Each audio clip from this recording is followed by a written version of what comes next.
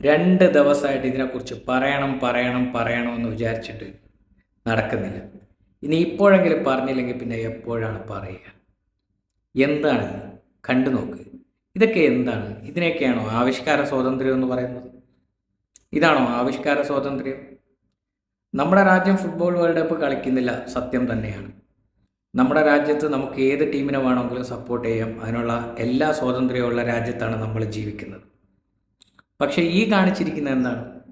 നിങ്ങൾക്ക് ഇറാൻ ടീമിനെ സപ്പോർട്ട് ചെയ്യാം, അത് ഒരു കുറ്റവുമില്ല. പക്ഷേ അവിടെ എന്തിനാണ് ഇദ്ദേഹത്തിൻ്റെ പടം, ഇറാൻ്റെ മരണപ്പെട്ടു പോയ ഇയാളുടെ പടം എന്തിനാണ് അവിടെ വച്ചിരിക്കുന്നത്?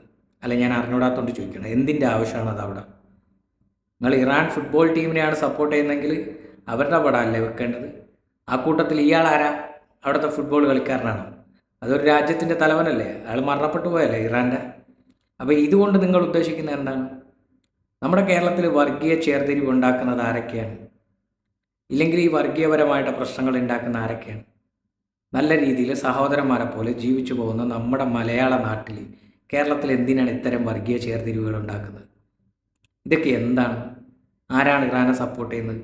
ഏതെങ്കിലും ഒരു പ്രവാസി ഇറാനെ സപ്പോർട്ട് ചെയ്യുമെന്ന് എനിക്ക് തോന്നുന്നില്ല. ഞാനൊന്നും ഇറാനെ ഒരിക്കലും സപ്പോർട്ട് ചെയ്യില്ല. കാരണം എന്ന് വെച്ച് കഴിഞ്ഞാൽ അമ്മാതിരി അനുഭവിക്കലൊക്കെയാണ് ഇവിടെ ഓരോ പ്രവാസികളും അനുഭവിക്കുന്നത്. ഇറാൻ കാട്ടിക്കൂട്ടിയതാണ് ഈ GCC രാജ്യങ്ങൾ മൊത്തം അനുഭവിച്ചുകൊണ്ടിരിക്കുന്നത്. അതിൽ നാട്ടിലും അത് പ്രതിഫലിക്കുന്നുണ്ട്. അപ്പോൾ ചോദിക്കും, ഇറാൻ മാത്രമാണോ? അല്ല, അമേരിക്കയുണ്ട്, ഇസ്രായേലും ഉണ്ട്. പക്ഷേ എന്തേരാണ് ആവശ്യമില്ലാത്ത കാര്യത്തിന് പോയിട്ട് ചൊറിഞ്ഞിട്ടല്ല പ്രശ്നങ്ങളായത്? ഇറാൻ്റെ നേട്ടങ്ങൾക്ക് വേണ്ടിയിട്ട് ഇറാൻ ഉണ്ടാക്കിയ പ്രശ്നങ്ങൾ തന്നെയല്ലേ ഇതൊക്കെ? അതിൻ്റെ പ്രതിഫലനമല്ലേ ഈ പാവപ്പെട്ട GCCയിലുള്ള ഓരോ പ്രവാസികളും അനുഭവിച്ചുകൊണ്ടിരിക്കുന്നത്? ഒന്നും നാട്ടിൽ പോകാൻ പറ്റുന്നില്ല. എത്ര നാളായി?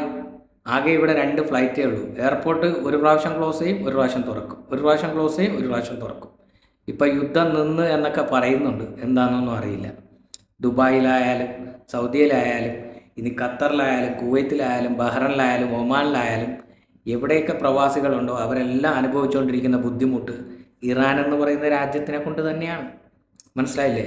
കുവൈത്തിൽ തന്നെ ആദ്യം ഒരു പ്രാവശ്യം എയർപോർട്ട് അടിച്ചു, അത് പുതുക്കി പണിത് വീണ്ടും റീഓപ്പൺ ചെയ്ത് ഫ്ലൈറ്റുകൾ സ്റ്റാർട്ടായി. 3-ാമത്തെ ദിവസം വീണ്ടും ഇറാൻ അടിക്കുകയാണ്. മനസ്സിലായോ? എന്തിൻ്റെ പേരിലാണ്? അപ്പോൾ ഇത്തരം ബുദ്ധിമുട്ടുകൾ ഏറ്റവും കൂടുതൽ പ്രവാസികൾ അനുഭവിച്ചുകൊണ്ടിരിക്കുകയാണ് ഇറാൻ എന്ന് പറയുന്ന രാജ്യത്തിനെ കൊണ്ട്. ആ ബുദ്ധിമുട്ടുകൾ അനുഭവിച്ചുകൊണ്ടിരിക്കുമ്പോഴാണ് കേരളത്തിൽ കുറേ എണ്ണം ഇറാനെ ഫ്ലെക്സ് വെച്ചിട്ട് അയാളുടെ തലയും കൂടെ അവിടെ കൊടുക്കുക. എന്തിൻ്റെ ഇതാണ്? നിനക്കൊക്കെ എന്തിൻ്റെ കടിയാണ്? നാട്ടിൽ മനസമാധാനമായിട്ട് ജീവിക്കുന്നൊന്നും നിനക്കൊന്നും മനസ്സിലാവുന്നില്ല അല്ലേ?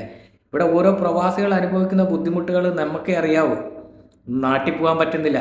ടിക്കറ്റിന് 1 ലക്ഷം 1.5 ലക്ഷം രൂപ വിലയാണ്. ആരുണ്ടാക്കി വെച്ച കുറിപ്പാണ്? ഇറാൻ എന്ന് പറയുന്ന ഒരു രാജ്യം ഉണ്ടാക്കി വെച്ച പ്രശ്നങ്ങളാണ്. ഇസ്രായേൽ പാലസ്തീൻ വിഷയം ഇന്നും ഇന്നലെ തുടങ്ങിയെന്നുമല്ല, കാലകാലങ്ങളായിട്ട് തുടങ്ങിയ വിഷയമാണ്. പെട്ടെന്നൊരു സുപ്രഭാതത്തിൽ ഇറാൻ അതിൽ ഇടപെട്ടിട്ട് അത് വലിയൊരു പ്രശ്നങ്ങളായി, അങ്ങോട്ടും ഇങ്ങോട്ടും അടിയായി. അതിന് പകരം ഇറാൻ GCC രാജ്യങ്ങളെ മൊത്തത്തിൽ അടിക്കുന്നു.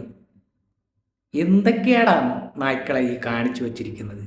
ഇതൊക്കെയാണോ തേങ്ങയിൽ ആവിഷ്കാര സ്വാതന്ത്ര്യം എന്ന് പറയുന്നത്? ഇതിനെയൊന്നും ആവിഷ്കാര സ്വാതന്ത്ര്യമൊന്നുമല്ല, ഇതിനൊക്കെ തീവ്രവാദം എന്നാണ് പറയുക, പച്ചയായിട്ട് പറഞ്ഞു കഴിഞ്ഞാൽ. ഒരു വിഷയം ഇപ്പം നമ്മൾ പറയുമല്ലോ, സംഘപരിവാർ ഭയങ്കര വർഗീയതയാണ് പറയുന്നത്. സംഘപരിവാർ കേരളത്തിൽ വർഗീയത ഉണ്ടാക്കുന്നു, ഇന്ത്യയിൽ വർഗീയത ഉണ്ടാക്കുന്നു. അപ്പോൾ ഇതിനെയൊക്കെ എന്ത് പേരിട്ടാണ് വിളിക്കേണ്ടത്? നിങ്ങൾ ഫുട്ബോളിനെ സപ്പോർട്ട് ചെയ്തോ, അത് നിങ്ങളുടെ ഇഷ്ടമാണ് ഏത് ടീമിനെ സപ്പോർട്ട് ചെയ്യണം. പക്ഷേ ഈ കാണിക്കുന്നതൊക്കെ ഉണ്ടല്ലോ, വെറും തന്തയില്ലായ്മ തരാണ്.